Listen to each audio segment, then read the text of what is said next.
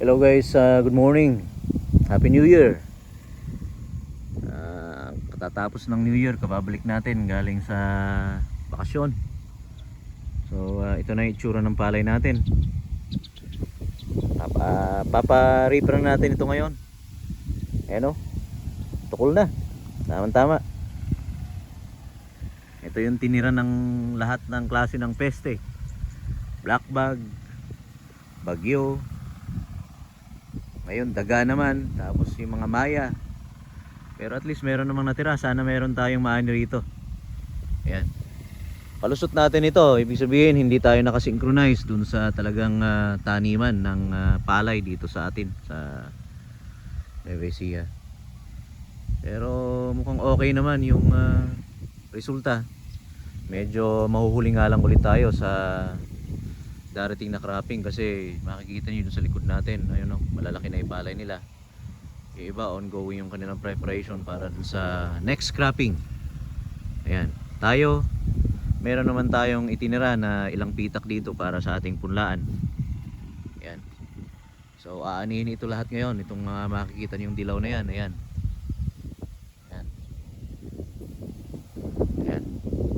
Sana makarami tayo. At ang sinasabi sa ating presyo kahapon ay nasa 21 pesos na raw ang palay. So pwede na. Baka sakaling makabawi tayo sa ating gastos dito sa ating pinag-eksperimentuhan na palusot. So this is Longping 937. Isa sa mga magagandang variety ng hybrid rice na itinanim natin ito October. At aanihin natin siya ito ngayon. October 10 itinanim ito. January 4 na ngayon. So tamang-tama. Ayan. So ito yung punlaan natin. Kasasabog pa lang nung 29. Ayan. Mga pasibol pa lang.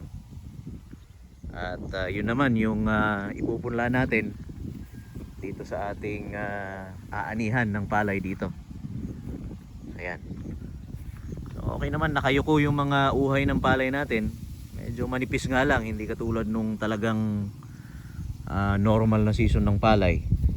Lalong lalo na itong hybrid rice na ito ay makapal talaga ang bunga nito.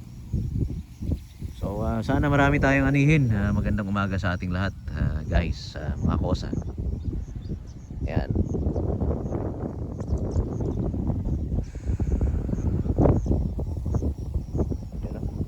Dilaw na dilaw.